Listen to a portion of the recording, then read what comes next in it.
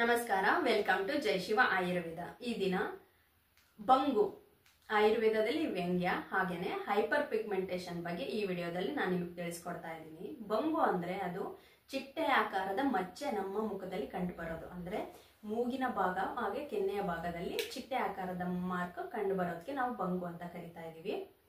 ಇದಕ್ಕೆ ಕಾರಣಗಳು ಯಾವ್ಯಾವು, ಪರಿಹಾರ ಏನು, ಹಾಗೇನೆ ತಡೆಗಟ್ಟುವ ಮಾರ್ಗಗಳನ್ನ ಈ ವಿಡಿಯೋದಲ್ಲಿ ನಾನು ನಿಮಗೆಲ್ಲ ತಿಳಿಸ್ಕೊಡ್ತಾ ಇದ್ದೀನಿ.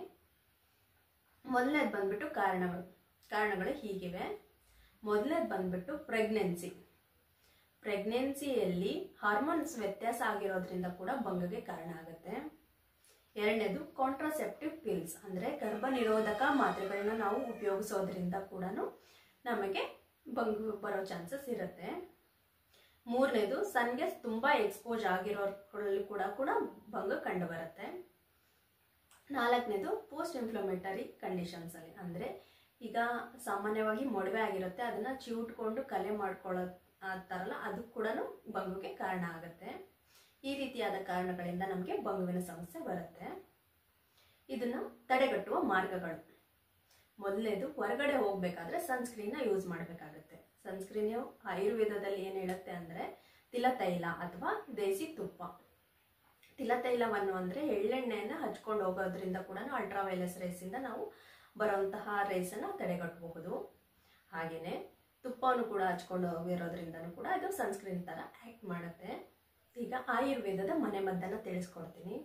ಮೊದಲನೇದು ಬಂದ್ಬಿಟ್ಟು ಜ್ಯೇಷ್ಠ ಮಧು ಅಥವಾ ಎಷ್ಟಿ ಮಧು ಅಂತ ಸಿಗತ್ತೆ ಆಯುರ್ವೇದದ ಶಾಪ್ಗಳಲ್ಲಿ, ಅದು 1 ಸ್ಪೂನ್ ತಗೋಬೇಕು. ಹಾಗೇನೆ ಮೊಸರು ಬೇಳೆ ಅಂದ್ರೆ ರೇಷನ್ ಶಾಪ್ ಅಲ್ಲೆಲ್ಲ ಸಿಗತ್ತಲ್ಲ, ಆ ಬೇಳೆ ಹಿಟ್ಟನ್ನು ತಗೋಬೇಕಾಗತ್ತೆ. ಅದು ಈಕ್ವಲ್ ಕ್ವಾಂಟಿಟಿ, 1 ಸ್ಪೂನ್ ತಗೊಂಡ್ಬಿಟ್ಟು ಹಾಲಲ್ಲಿ ಮಿಕ್ಸ್ ಮಾಡಿಬಿಟ್ಟು ಡೈಲಿ ಅಪ್ಲೈ ಮಾಡ್ತಾ ಬಂದ್ರೆ ಇದನ್ನ ತಡೆಗಟ್ಟಬಹುದು. ಎರಡನೇದು ಬಂದ್ಬಿಟ್ಟು ಮಂಜಿಷ್ಟ, ಅಂದ್ರೆ ಇದು ಆಯುರ್ವೇದದಲ್ಲಿ ವರ್ಣ ದ್ರವ್ಯ ಅಂತಾನೆ ಕರೀತಾರೆ. ವರ್ಣ ಅಂದ್ರೆ ಸೌಂದರ್ಯವರ್ಧಕ ಅಥವಾ ಕಲರ್ ಮಾಡುವಂತಹ ದ್ರವ್ಯಗಳಲ್ಲಿ ಮಂಜಿಷ್ಟ ಕೂಡ ಒಂದು.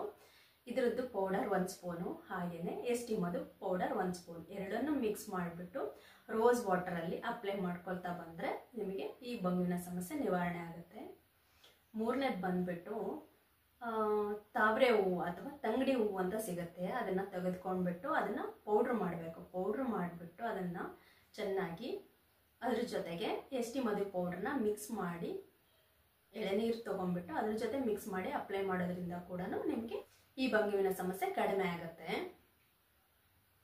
ಐದನೇದು, ಅಲೋವೆರಾವನ್ನ ಡೈಲಿ ಬೆಳಿಗ್ಗೆ ಹಾಗೂ ಸಂಜೆ ಅಪ್ಲೈ ಮಾಡ್ಕೊಳ್ತಾ ಮಸಾಜ್ ಮಾಡ್ಕೊಳ್ತಾ ಬರೋದ್ರಿಂದ ಕೂಡ ಈ ಬಂಗುವಿನ ಸಮಸ್ಯೆಯನ್ನು ನಾವು ತಡೆಗಟ್ಟಬಹುದು.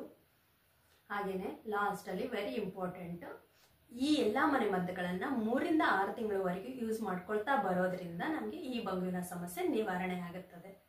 ಧನ್ಯವಾದಗಳು.